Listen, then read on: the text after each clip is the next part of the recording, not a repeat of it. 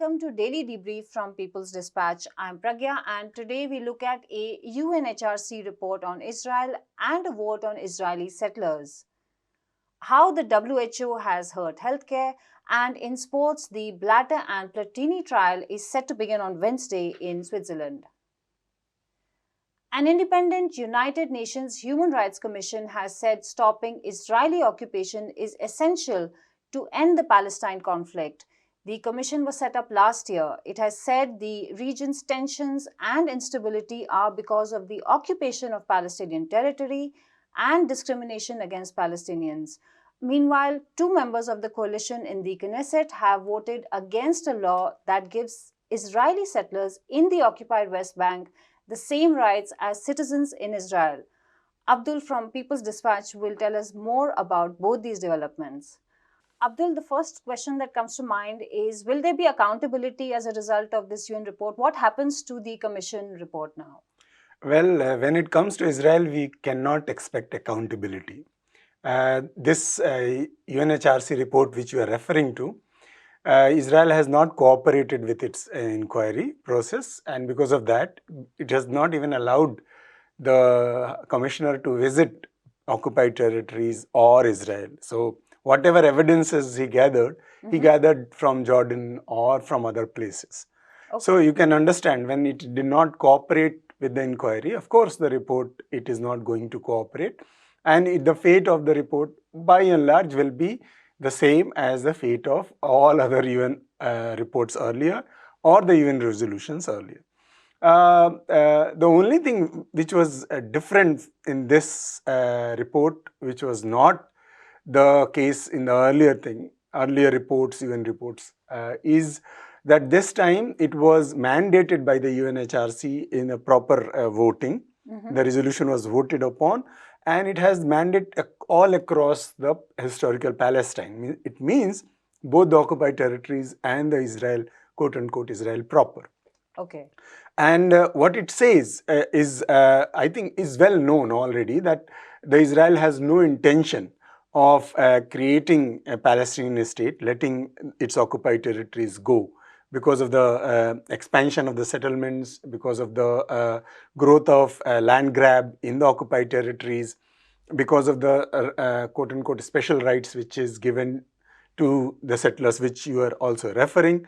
All these policies which Israel is following are indicating in a way that there is no intention in the ruling classes within Israel that they are looking forward to a two-state solution in future.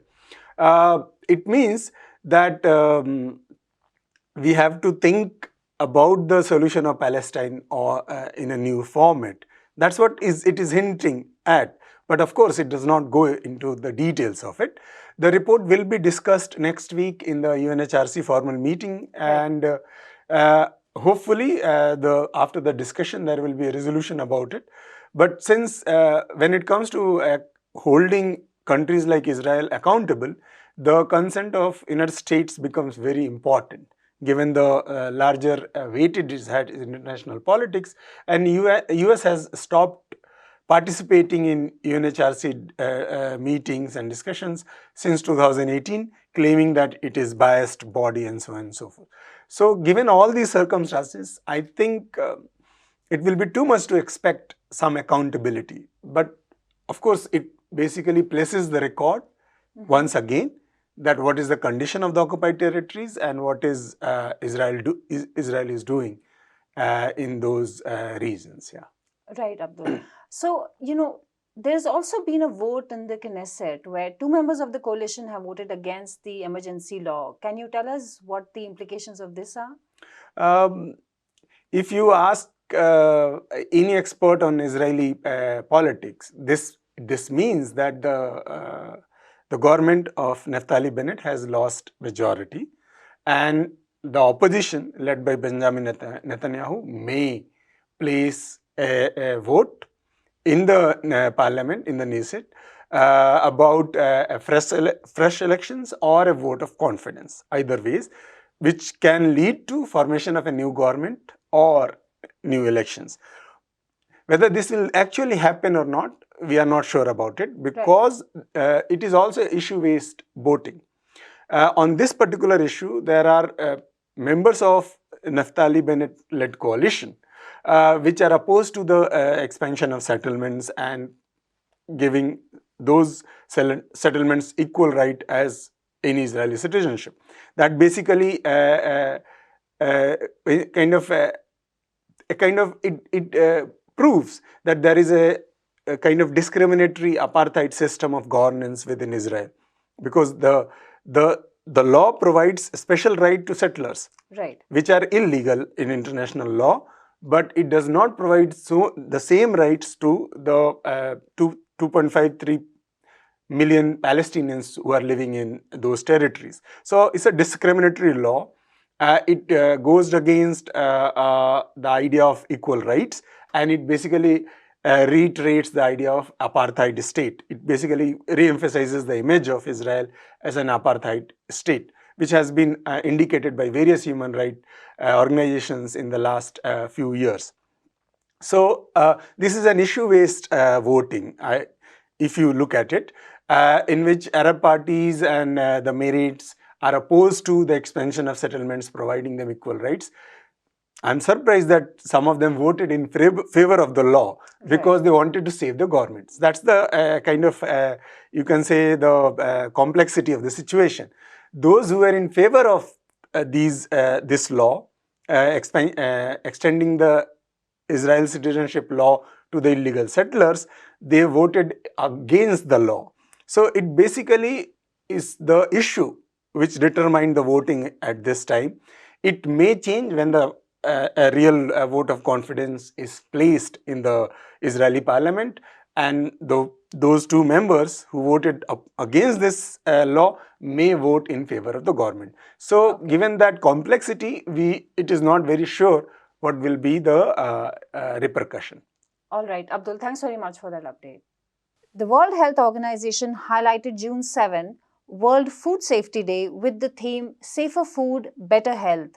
But WHO Watch reports by People's Health Movement show food issues are discussed, but without addressing the impact of big food or the effects of alcohol on health.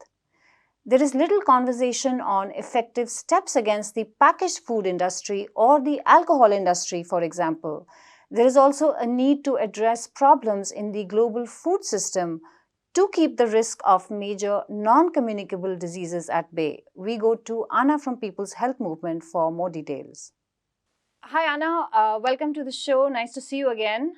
Anna, with the WHO, we've always seen people raise issues about the kind of concerns they raise and they don't raise. What are the primary issues with how the WHO is going about its work?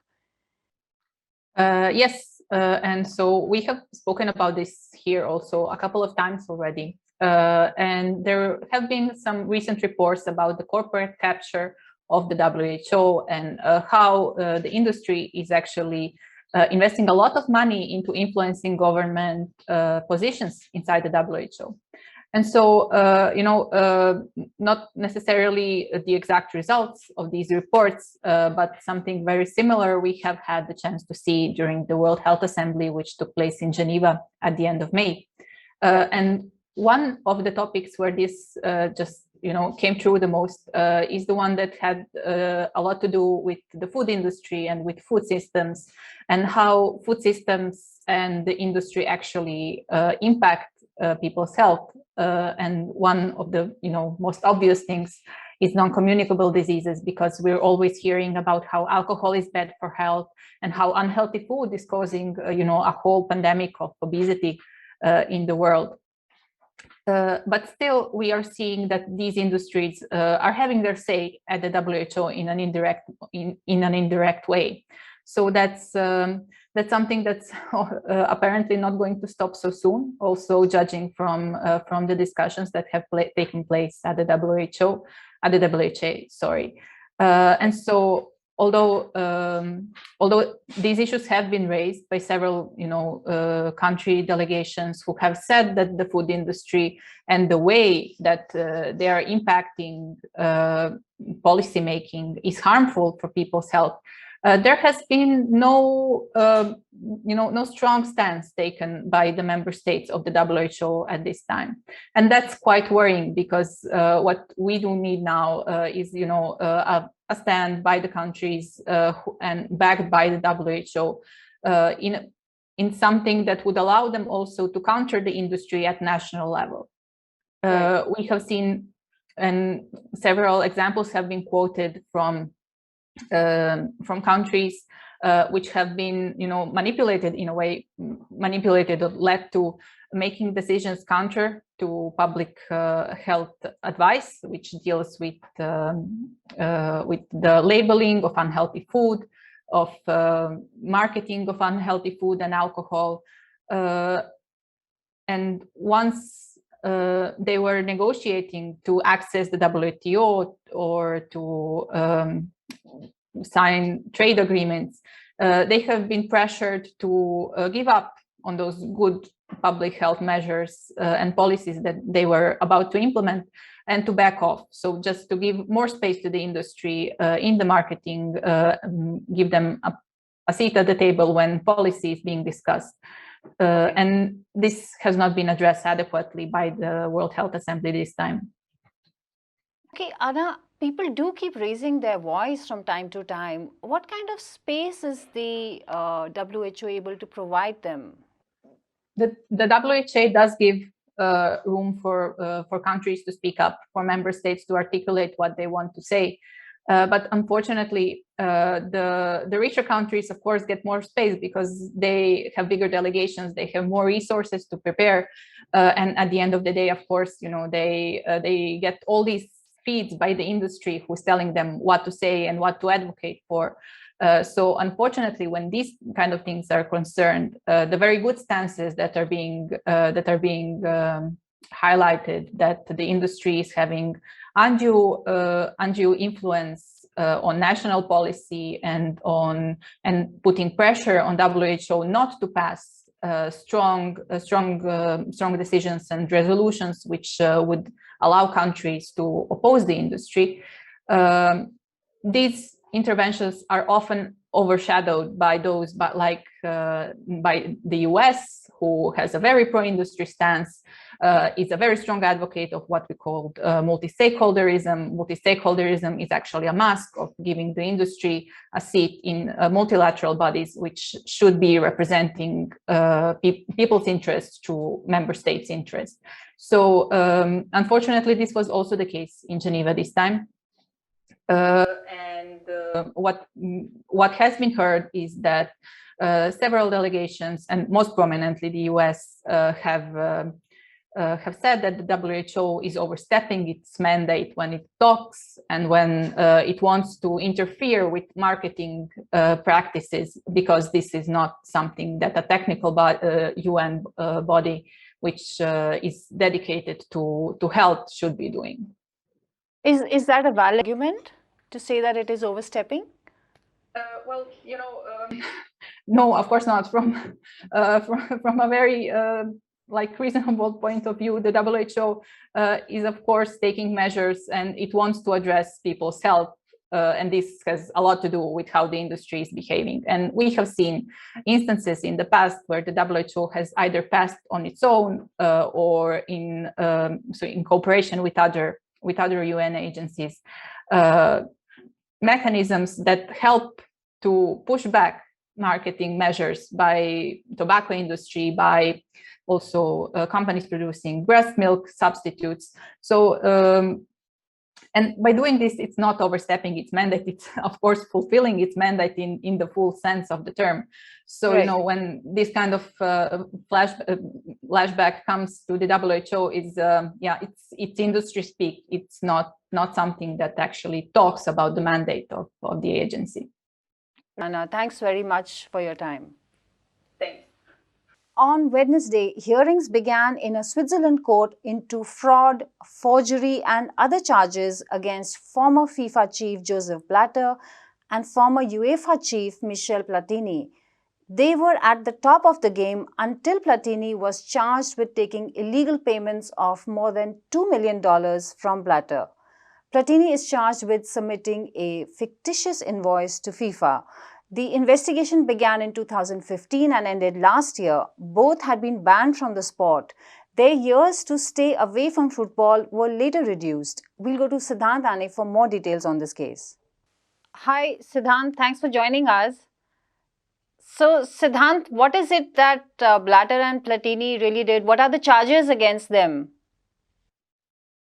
This specific case, Pragya, is being looked at by the Swiss Attorney General's office. The charges are being leveled by them.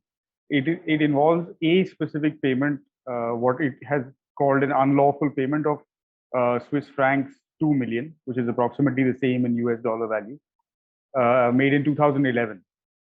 So essentially, the charges are of corruption, fraud, embezzlement, and such like. So payments that were not due to either of these parties received them, and yeah, essentially, that is the. Okay, and what is the significance of this case to sport in general?